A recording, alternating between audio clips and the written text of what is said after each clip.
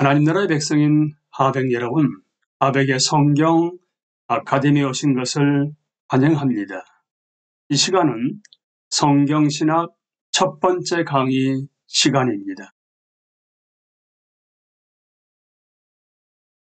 하백의 성경 아카데미의 궁극적인 목적은 예수의 제자도입니다. 예수의 제자로서 우리는 분명히 성경을 확실하게 이해하고 그 이해한 토대 위에서 우리 말씀의 삶에 적용하기 위해서 성경신학이 필요합니다.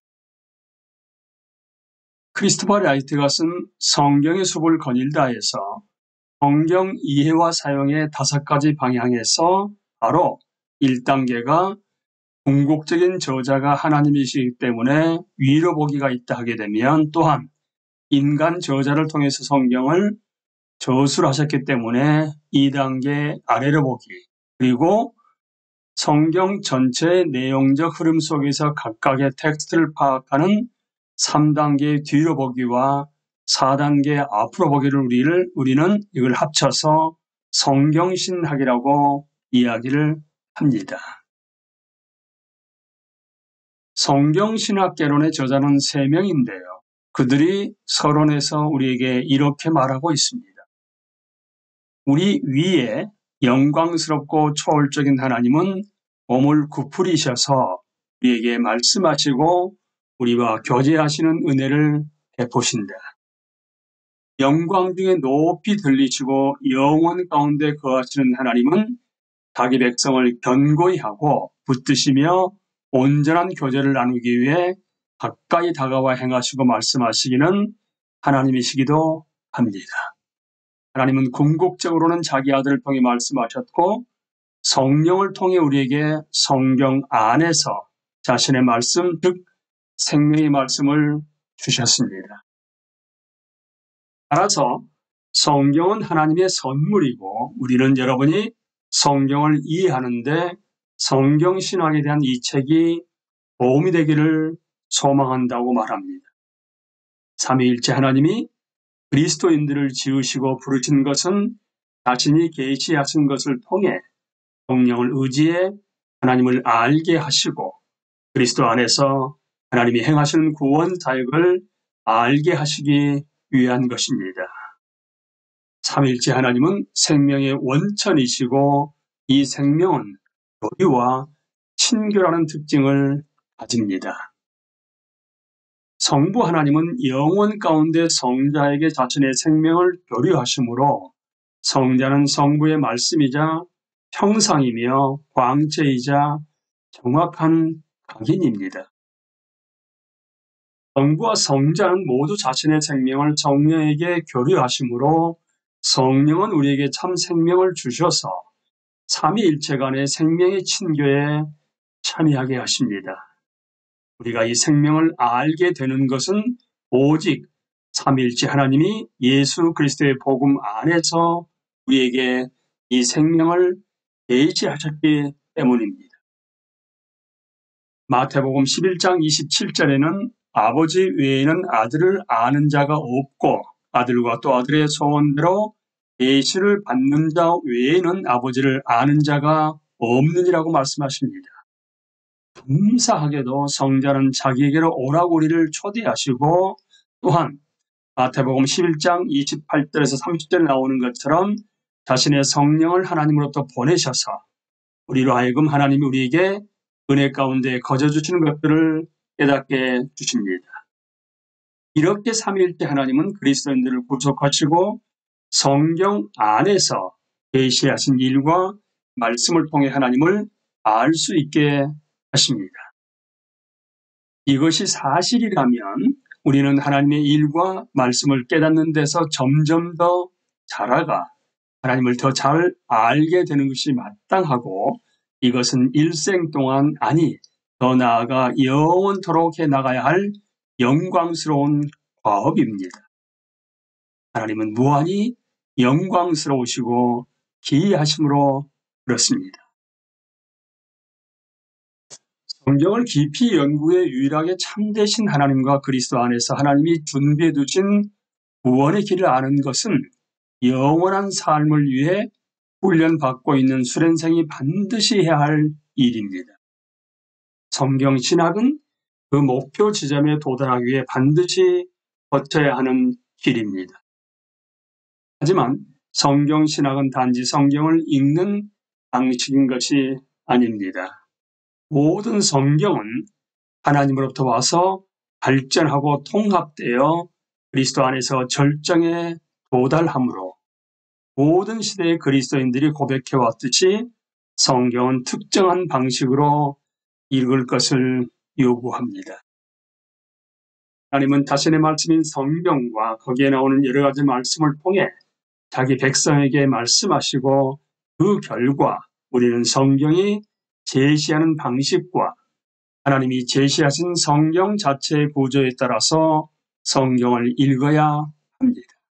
달리 말하면 성경은 처음부터 끝까지, 즉 창세기부터 요한계시록에 이르기까지 하나님의 말씀이므로 우리는 거기에 따라 성경을 받고 읽어야 합니다. 이렇게 성경을 있는 그대로 받아 읽는 것이 성경 신학의 과제입니다. 하지만 이 과제는 언제나 쉬운 것이 아닙니다. 성경을 읽고 이해하는 것은 나무 조각들을 사용해 집에 모형을 짓는 과정처럼 느껴지는 때가 많습니다. 성경의 개별적인 부분들은 종종 전체에서 분리되어 있는 듯이 보이고, 특히 그 부분이 우리에게 생소한 것일 때, 예를 들게 되면 문화적으로, 언어, 장르적인 차원에서 생소한 것일 때 더욱 그렇습니다. 따라서 우리에게는 최종 목적지까지 안내해줄 그림이 필요합니다. 감사하게도 하나님은 그런 그림을 우리에게 주셨는데, 그 그림은 바로 우리의 찬송을 받으실 하나님의 영광스러운 복음입니다. 디모데전서 1장 11절에서 바울은 디모데에게 이렇게 말하고 있습니다. 건전한 교훈은 복되신 하나님의 영광스러운 복음에 맞는 것이어야 합니다. 나는 이 복음을 선포할 임무를 맡았습니다. 우리의 지식은 영원히 유한할 것이므로 각각의 부분이 저 영광스러운 전체와 어떻게 들어맞는지를 결코 다 알 수 없겠지만, 그럼에도 우리는 하나님의 은혜로 말미암아 성경 전체를 분석하고 종합하며 우리가 하나님과 그리스도 안에서 하나님이 세우신 구원 계획을 아는 데 필요한 것들을 하나님이 진정으로 우리에게 주셨음을 확신함으로써 더 나은 건축자가 되어갈 수 있습니다. 그래서 우리는 어떻게 해야 하나님 말씀을 더 잘 이해할 수 있는지를 설명하기 위해서 이 책을 썼습니다. 우리가 이 작업을 해나갈 때 예수님만을 바라보게 해주시기를 빕니다. 하나님의 전체 계획을 이해하고 선포하려는 우리 노력에 하나님의 은혜가 함께 하셔서 우리로 하여금 그리스도의 이름으로 말미암아 만민 중에서 믿음에서 흘러나오는 순종이 이루어지는 것을 볼 수 있게 해주시길 빕니다. 로마서 1장 5절 말씀입니다. 우리는 그를 통하여 은혜를 입어 사도의 직분을 받았습니다. 그것은 우리가 그 이름을 전하여 모든 민족이 믿고 순종하게 하려는 것입니다. 라고 여자 3명은 서론에서 이렇게 밝혔습니다. 그 이어서 이제 저자 중에 한 사람인 앤드류 나셀리, 신약학자입니다. 성경신학이란 무엇인가에 대해서 우리에게 알려주고 있습니다. 성경신학은 정의하기 어려운 용어여서 사람마다 서로 다르게 정의합니다. 에드워드 클링크 3세와 데리언 로켓은 성경신학의 5가지 유형을 제시하고 예시했습니다. 국내에도 성경신학의 5가지 유형으로 번역되어 나왔습니다. 그 5가지는 역사적 서술, 구속사, 세계관 이야기, 정경적 접근 방법, 신학적 구성인데요. 여자 3명은 이 5가지 중에서 3가지, 구속사, 세계관 이야기, 정경적 접근 방법을 통해서 성경신학을 정의하고 있습니다. 그러니까 사람마다 성경 신학을 서로 다른 방식으로 수행하게 되는데요. 저자들이 이 책에서 제시하는 성경 신학의 유형은 이미 말씀드렸던 것처럼 구속사, 세계관 이야기, 정경적 접근법을 혼합한 방식입니다. 구속사는 세계관의 이야기의 하나이고요. 우리는 통일적 성경의 문학적 특징을 연구함으로써 이 이야기를 분석합니다. 그래서 저자 3명은 성경신학을 다음과 같이 이해한다고 말합니다. 짧은 정의와 긴 정의를 내리고 있는데요. 먼저 짧은 정의를 말씀드리게 되면 성경신학은 성경 전체가 어떻게 발전하고 통합되어 예수 그리스도 안에서 절정에 도달한지를 연구합니다. 긴 정의는 이렇습니다. 성경신학은 구약 성경과 신약 성경이 어떻게 발전하고 통합되어 그리스도 안에서 절정에 도달하는지를 특히 주목하는 가운데 성경을 분석하고 종합하여 성경 전체의 유기적이고 구원사적인 연결 관계를 그 자체로 밝혀내는 것이다 라고 정의를 먼저 내립니다. 그래서 긴 정의에 나와 있는 것처럼 4가지 측면에 초점을 맞춰서 살펴보는 것으로 성경신학을 우리에게 알려주고 있습니다. 그러니까 성경신학은 유기적 연결관계를 밝혀낸다. 또한 성경신학은 구원사적 연결관계를 밝혀낸다. 그리고 성경신학은 성경 전체를 분석하고 종합한다. 성경신학은 성경 전체를 그 자체로 분석하고 종합한다. 이렇게 4가지 측면에 초점을 맞춰서 하나하나 설명을 하고 있습니다. 첫 번째는 성경신학은 유기적 연결관계를 밝혀냅니다. 여기서 말하는 유기적이라는 의미는 여러 요소가 전체의 한 부분으로 서로 함께 조화를 이루며 성장해 나가는 것을 가리킵니다. 성경의 주제들은 성경 줄거리 속에서 처음에는 하나의 씨앗으로 시작됩니다. 그런 후에 싹을 틔우고 서서히 나무로 자라나 열매를 맺습니다. 성경신학은 이 성장 과정을 연구하고 종합합니다.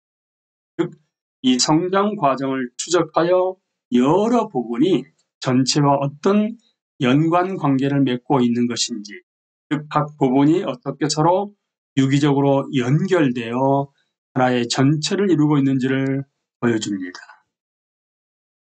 두 번째는 성경신학은 구원사적 연결관계를 밝혀냅니다. 구원사라 하게 되면 구속과 관련된 성경 줄거리를 가리킵니다. 이 줄거리는 창조에서 타락, 구속, 완성으로 나아갑니다.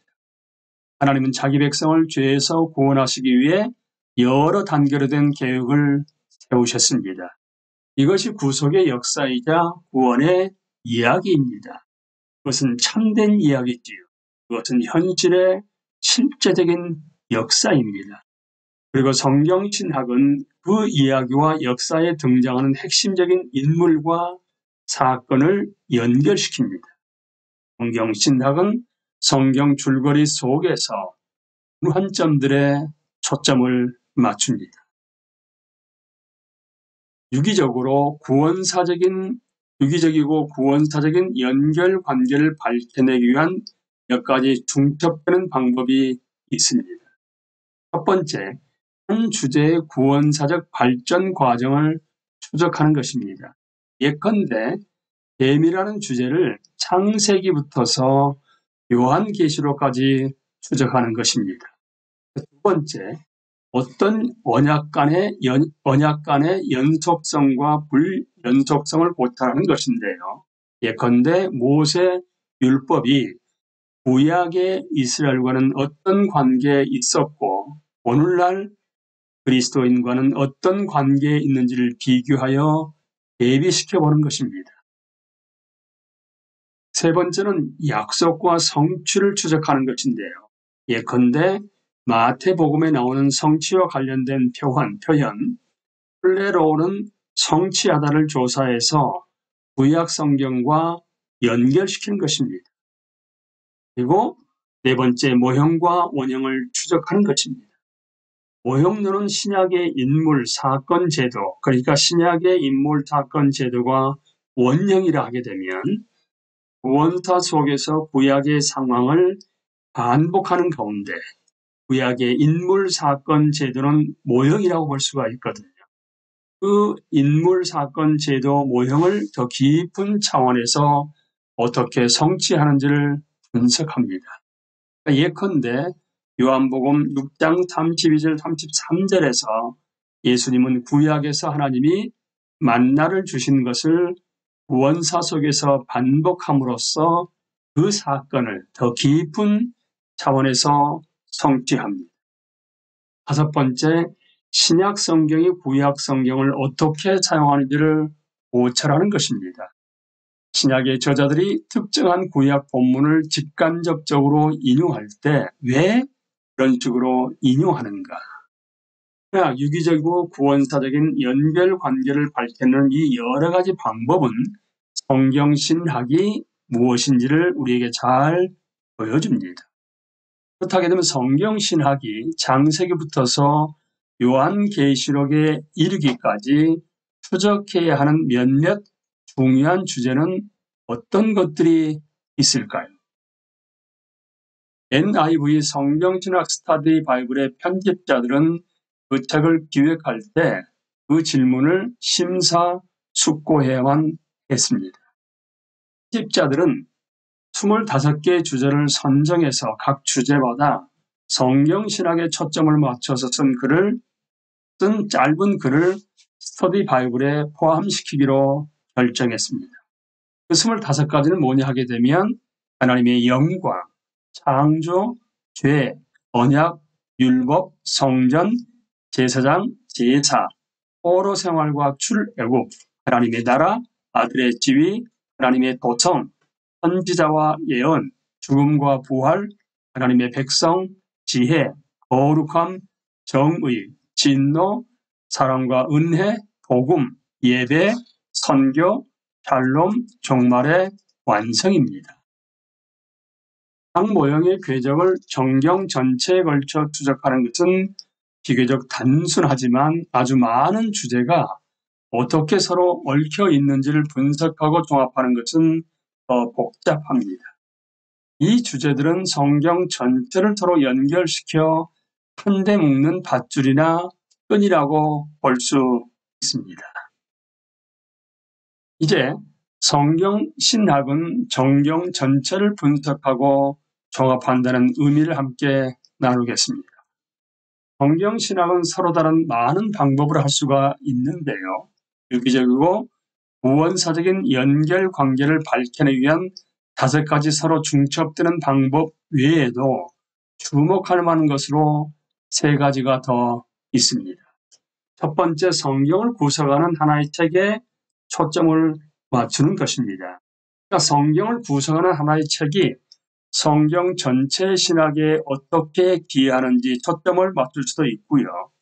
한 책에 나오는 어떤 하나의 주제가 성경의 나머지 부분에 나오는 그 주제와 어떤 관계가 있는지에 초점을 맞출 수도 있습니다. 그러니까 예컨대 창세기에 나오는 다손, 로마서에 나오는 의, 고린도전서에 나오는 지혜에 초점을 맞추는 것입니다. 둘째, 성경의 한 저자가 쓴 모든 책에 초점을 맞추는 것인데요. 예컨대 요한이 쓴 글이라 하게 되면 요한복음, 요한 1, 2, 3서, 요한계시록에 나오는 사랑, 13개의 바울서신에 나오는 믿음의 초점을 맞추는 것입니다. 그러니까 성경을 평범하게 읽어나가는 독자조차도 요한이 말하는 방식은 바울이나 베드로가 말하는 방식과 다르다는 것을 압니다. 이 강조하는 것들은 서로 다르고 서로를 보완합니다. 세 번째, 구약 성경과 신약 성경 중 어느 하나에 초점을 맞추는 것입니다. 예컨대 신약 성경에 나오는 나라에 초점을 맞추는 것입니다. 구약 성경에 초점을 맞춘 것은 구약 성경 신학 또는 구약 신학이라고 부르고요. 신약 성경에 초점을 맞춘 것은 신약 성경 신학 또는 신약 신학이라고 부릅니다.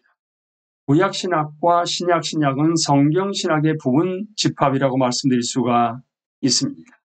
우리가 성경 신학이라고 부르는 것은 성경 전체를 다루는 성경 신학을 의미합니다. 성경 신학은 성경 전체를 분석하고 종합함으로 성경의 특정 부분을 성경 전체에 비추어서 연구합니다. 여기서 정경이라는 단어가 나왔는데 여러분들은 정경이라는 의미를 어떻게 이해하고 있으신지요? 정경이라는 의미는 교회가 성경에 속한 것으로 인정하는 66권의 책으로 이루어진 모음집을 일컬어서 정경이라고 얘기합니다. 66권은 구약 39권, 신약 27권, 합친 66권을 정경이라고 말하는 것입니다. 물론 이것은 성경 전체가 하나님의 감동으로 된 것이므로 통일적이고 신뢰할 수 있음을 전제합니다. 그리고 이것은 성경을 점진적 계시로 읽을 것을 요구합니다. 하나님은 역사 전체에 걸쳐 성경을 점진적으로 계시하셨으므로 나중에 계시는 이전의 계시 위에 세워져 있습니다. 그러니까 역사의 어느 단계에서 하나님 백성이 자신들이 그 시점까지 받은 계시를 어떤 식으로 생각했는지를 철저하게 살펴보는 것은 중요합니다. 하지만 우리는 현재, 즉 구원사의 이 시점을 살아가고 있습니다. 우리는 실험적으로 잠시 정경의 일부를 배제할 수는 있겠지만 최종적으로는 정경의 어느 부분도 배제해서는 안 됩니다. 정경의 모든 부분을 정경 전체에 비추어 읽어야 합니다. 구약 성경을 비롯해 성경의 어느 부분을 읽을 때는 기독교적인 눈으로 읽어야 합니다. 따라서 한 가지 위험성은 신약 성경을 배제하는 방식으로 구약 성경에 초점을 맞추는 것입니다. 하지만 정반대의 위험성도 있습니다. 그것은 구약 성경을 완전히 배제하는 방식으로 신약 성경에만 초점을 맞추는 것입니다. 구약 성경을 떠나 신약 성경을 읽는 것은 책임 있는 읽기가 아닙니다. 구약 성경과 신약 성경은 서로 분리될 수 없습니다. 신약 성경을 이해하기 위해 가장 중요한 문헌을 하나 들으라고 하면 그것은 바로 구약 성경입니다. 마치 구약 성경이 아예 존재하지 않는다는 듯이 신약 성경을 해석해서는 안 됩니다. 그렇게 한다면 반드시 신약 성경을 잘못 해석하게 될 것입니다. 이제 마지막으로 성경 신학은 성경 전체를 그 자체로 분석하고 종합합니다. 그 자체로 분석하고 종합합니다. 그러니까 성경 신학이 탐구해야 할 과제는 성경 본문이 스스로 제시합니다. 이 성경 본문에 나오는 단어들이 정의에 포함되어 있는 이유입니다. 그런데 성경 신학과 조직 신학이 다른 것도 거기에 있습니다. 성경 신학은 성경의 어느 본문의 맥락에 우선순위를 둡니다. 조직 신학의 과제 설정에서도 성경 본문이 물론 중요하기는 하지만 흔히 다른 요소들이 조직 신학에는 개입됩니다. 철학적인 질문이 과제일 수가 있습니다. 예컨대 하나님은 시간 안에 존재하는가 아니면 시간 밖에 존재하는가? 인간에게는 자유의지가 존재하는가? 오늘날 논쟁이 되고 있는 윤리적인 문제가 과제일 수 있습니다. 최외 수정은 그리스도인에게 허용된 선택지인가? 뿐만 아니라 개인의 절박한 문제가 과제일 수도 있습니다. 내가 구원받으려면 무엇을 해야 하는가? 교회는 유아에게 세례를 베풀어야 하는 것인가? 태아가 죽었을 때 천국에 가는 것인가? 우리는 흔히 어떤 문제에 대해 의문을 품고 성경은 이 문제에 대해 무엇이라고 가르치는가라고 묻습니다. 이런 유형의 질문은 합당하고 필수적이지요. 그러나 그런 질문은 성경 본문 자체가 다루는 주제로부터 생겨난 것이 아니라는 점에서 성경신학의 질문과 다릅니다. 성경을 읽을 때 여러분은 어떤 주제가 두드러지는지를 귀납적으로 발견하게 됩니다. 그 주제 중에 어떤 것은 사람들이 성경 전체가 어떤 주제에 대해 가르치는지를 궁금해할 때 전형적으로 거론되지 않는 주제들입니다. 예컨대 사람들은 성경 전체가 아들의 지위나 포로 생활과 출애굽에 대해 무엇을 가르치는지를 묻지 않는 것이 보통입니다. 그러나 이것들은 성경의 많은 본문에서 아주 중요하고요. 성경의 저자인 하나님이 우리에게 그 상호관계를 알아보기를 원하는 것들이므로 우리가 성경 전체에 걸쳐 추적해야 하는 주제들입니다. 성경신학은 역사적이고 유기적이며 귀납적인 반면에 조직신학은 상대적으로 비역사적이고 보편적이며 연역적입니다. 이제 표를 통해서 한번 성경신학과 조직신학을 비교해 보겠습니다. 물론 최종 권위는 당연히 성경 전체입니다. 하지만 성경신학의 과제와 조직신학의 과제는 다릅니다. 성경신학의 과제는 본문이 말하는 것을 성경 전체와 관련해서 귀납적으로 설명하는 것입니다. 그러니까 각각의 문학 장르 또는 정경의 단위가 어떻게 무엇을 서로 구별되게 전하는지를 탐구하는 반면에 조직신학은 성경 전체가 가르치는 것을 연역적으로 서술합니다. 그러니까 특정 문화에 참여하거나 심지어 대립하는 목적을 지니고 있습니다. 그리고 성경의 문학 장르들이 무엇을 전하는지를 통합하고 종합합니다. 그리고 성경신학의 성격과 조직신학의 성격이 어떻게 다른지를 비교한다 하게 되면 성경신학의 성격은 역사적이고 문학적이고 유기적이고 귀납적입니다. 뿐만 아니라 통시적이죠. 통시적이라 하게 되면 구원사가 시간 속에서 어떻게 발전하는지 추적하는 것입니다. 그리고 다리 역할을 하는 분과 학문으로서 성경신학은 문화로부터는 조금 거리를 두고 성경 본문에 더 가까이 다가갑니다. 이에 반해서 조직신학의 성격은 상대적으로 비역사적이고 보편적이고 연역적입니다. 뿐만 아니라 상대적으로 공시적인데요. 공시적이라는 얘기는 시간 안에서 어느 시점에 무엇이 참된 것인지에 초점을 맞추는 것입니다. 그리고 완성하고 세계관을 형성하는 분과 학문이라고 조직신학을 말할 수 있는데요. 문화에 더 가까이 다가가고 성경 본문으로부터는 조금 거리를 둡니다. 이렇게 최종 권위는 성경 전체이지만 성경신학과 조직신학의 과제와 성격은 다릅니다. 성경신학은 문학적 맥락, 즉 특정 성경 본문이 전후 맥락, 단락, 성경의 대분류 일컬게 되면 율법서, 예언서, 복음서 등 구약 성경이나 신약 성경, 성경 전체에서 행하는 역할에 우선순위를 두므로 성경 전체를 그 자체로 분석하고 종합해야 합니다. 성경신학은 주의 깊은 읽기, 즉 인간 저자들과 원저자인 하나님이 무엇을 전하려고 의도했는지를 분석함으로써 각각의 본문을 해석하는 것의 결과물입니다. 성경신학은 본질적으로 성경 전체에 대한 구속사적 석기, 즉 본문을 분석해 저자들이 무엇을 전하려고 의도했는지를 알아내는 것입니다. 서기는 의미를 본문으로부터 이끌어내고 성경신학은 하나님의 감동으로 된 통일적인 성경 전체에 대해 서기를 합니다. 요약해 보겠습니다.